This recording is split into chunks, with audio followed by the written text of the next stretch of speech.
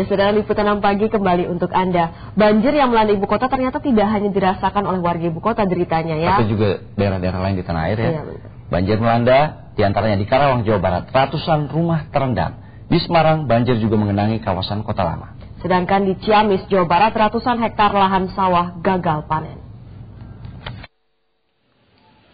Ratusan rumah warga di perumahan Pratama, Kecamatan Cilamaya, Karawang, Jawa Barat terendam banjir. Ketinggian air mencapai pinggang orang dewasa. Banjir dipicu curah hujan yang tinggi dalam 3 hari terakhir, sehingga membuat debit air sungai Cilamaya meluap. Selain merendam ratusan rumah warga, banjir juga merendam rumah ibadah serta akses jalan di Cilamaya. Meski sudah beberapa kali terjadi, belum ada tindakan apapun dari Pemda setempat. Ya, saya minta kok nggak ada solusinya sama sekali gitu Pak ya.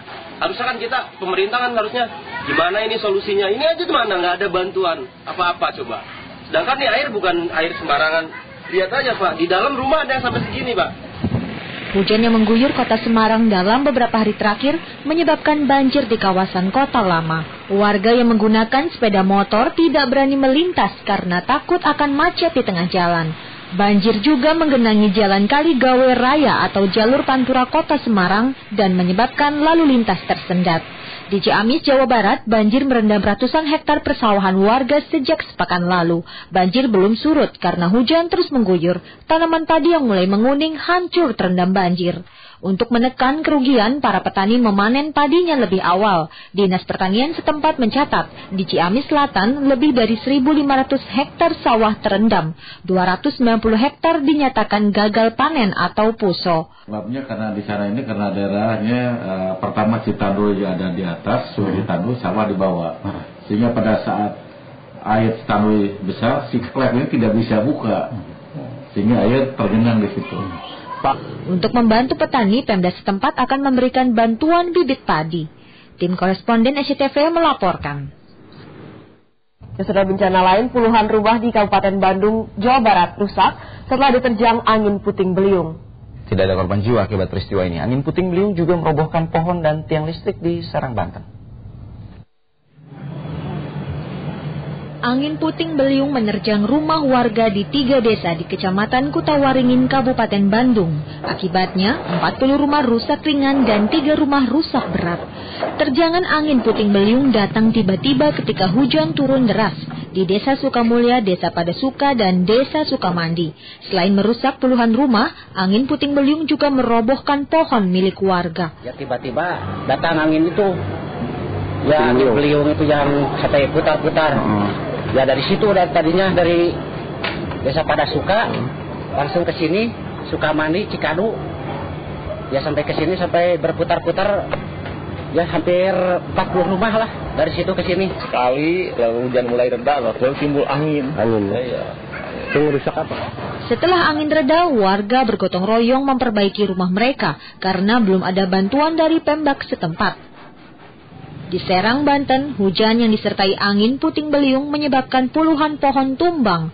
Pohon tumbang terjadi di ruas jalan Kaligandu macet, serta di makam Jalan Palima Curug.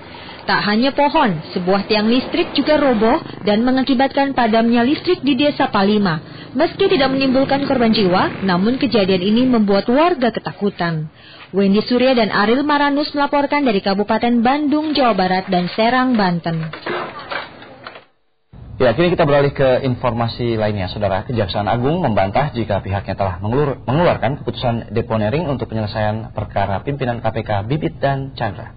Ya, sebaliknya anggota Komisi Hukum dan Perundang-undangan DPR menuding Kejaksaan terkesan tidak kompak karena adanya persaingan internal untuk memperebutkan kursi Jaksa Agung. Sebelumnya, Jaksa Agung Muda Tindak Pidana Khusus Jampitsus M. Amari menyebut Kejaksaan Agung akan mengambil langkah deponering atau menutup kasus untuk menyelesaikan perkara pimpinan KPK Bibit dan Chandra. Namun belakangan pernyataan ini kembali dibantah pihak Kejaksaan Agung. Kejaksaan Agung menilai Amari kelepasan bicara karena sampai saat ini sikap Kejaksaan masih dibahas di tim khusus. Atas pernyataannya itu, Amari kabarnya ditegur pelaksana tugas Jaksa Agung Darmono. Tidak konsistennya sikap Kejaksaan Agung dituding anggota Komisi Hukum dan Perundang-undangan sebagai bentuk persaingan internal antara pelaksana tugas Jaksa Agung Darmono dengan Jampitsus Amari yang tengah berebut perhatian agar diangkat sebagai Jaksa Agung. Ya saudara, untuk kesekian kalinya mantan Deputi Gubernur Senior Miranda Suarai Gultom menjalani pemeriksaan di KPK. Ya, pemeriksaan ini masih terkait kasus suap cek perjalanan untuk anggota DPR RI dari Komisi Keuangan tahun 2004 silam.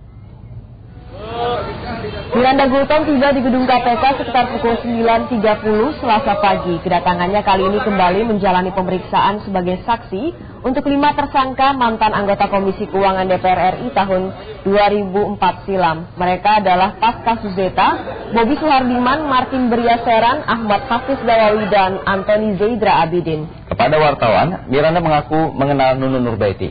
Namun ia membantah sebagai pihak yang memberikan sejumlah cek perjalanan kepada para anggota DPR terkait pemilihan dirinya sebagai Deputi Gubernur Senior BI. Saya kenal Bu Nunun sebagai teman sosialita. Saya tidak pernah menjanjikan memberikan uang atau menjanjikan apapun kepada siapapun sebelum pemilihan atau setelah pemilihan.